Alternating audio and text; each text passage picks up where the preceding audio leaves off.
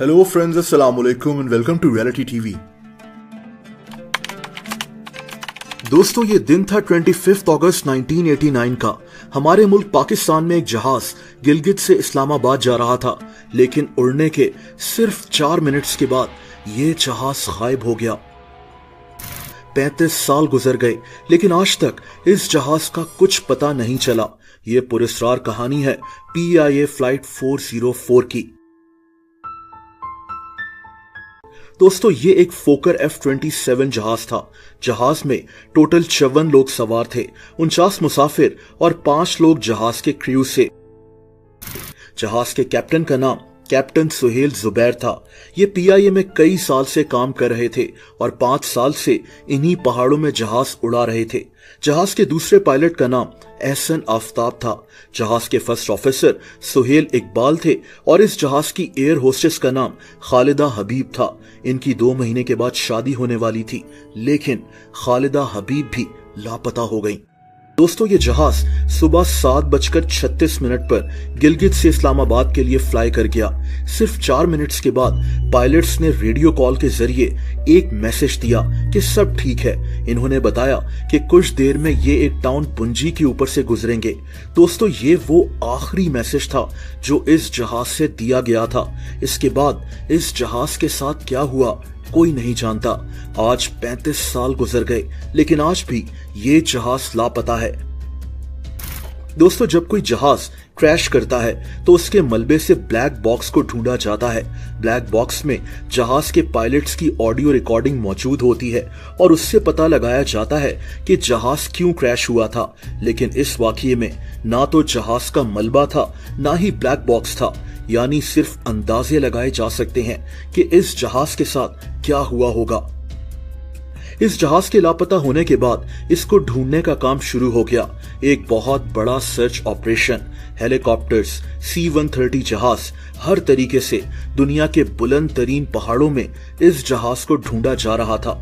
इसी दौरान चित्राल में एक आदमी जो बकरियां चराता था, इसने बताया कि इसको एक धमाके की आवाज सुनाई दी थी। ये आदमी चित्राल के गांव रिश्तून में रहता था। अथॉरिटीज ने इस गांव के आसपास पहाड़ों में हर जगह इस जहाज के मलबे को ढूंढा, लेकिन ये जहाज यहां भी नहीं मिला। एक बरतानवी माउंटेनियर ने तो बताया कि ये जहाज नांगा पर्वत की तरफ जा रहा था। नांगा पर्वत दुनिया का 9वां ऊंचा तरीन पहाड़ है। ये हमारे ही मुल्क में मौजूद है। इसी के कहने पर नांगा पर्वत में भी इस जहाज को ढूंढा गया, लेकिन इस जहाज का कोई सुराग नहीं मिल सका। उस वक्त ये बात भी सामने आई कि इस जहाज को हाईजैक कर अफगानिस्तान ले जाया गया है, लेकिन इस बात का भी कोई सबूत मौजूद नहीं था। देखिए दोस्तों, ये जहाज हिमालय के बर्फपोश पहाड़ों के ऊपर उड़ रहा था।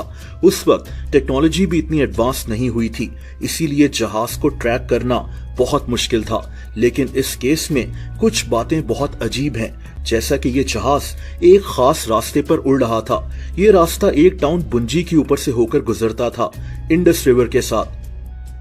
जहाज के पायलट्स ने अपने आखिरी पैगाम में भी इसी टाउन का जिक्र किया था। अब अगर ये जहाज वहीं आसपास कहीं क्रैश किया था तो इसका मलबा आज तक क्यों नहीं मिला? ये एक आबादी वाला इलाका था।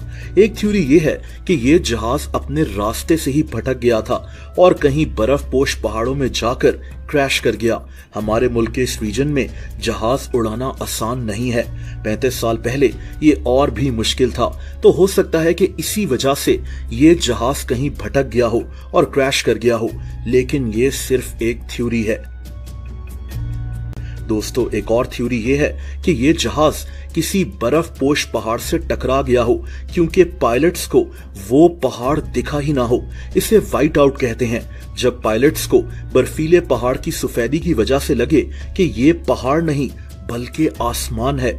एक ऐसा ही हादसा एयर न्यूजीलैंड के साथ भी हुआ था।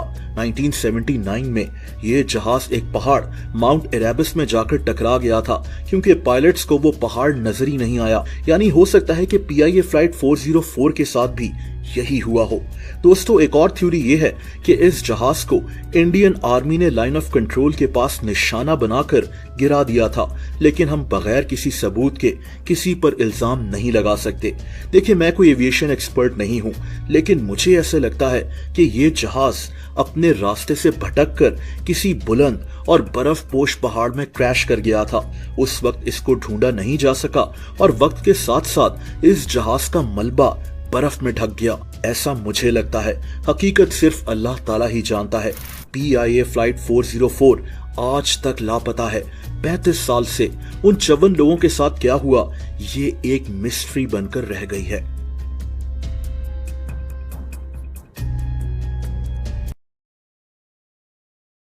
दोस्तों, अगर आप मुझे इंस्टाग्राम पर फॉलो करना चाहें तो उसका लिंक नीचे डिस्क्रिप्शन में मौजूद है।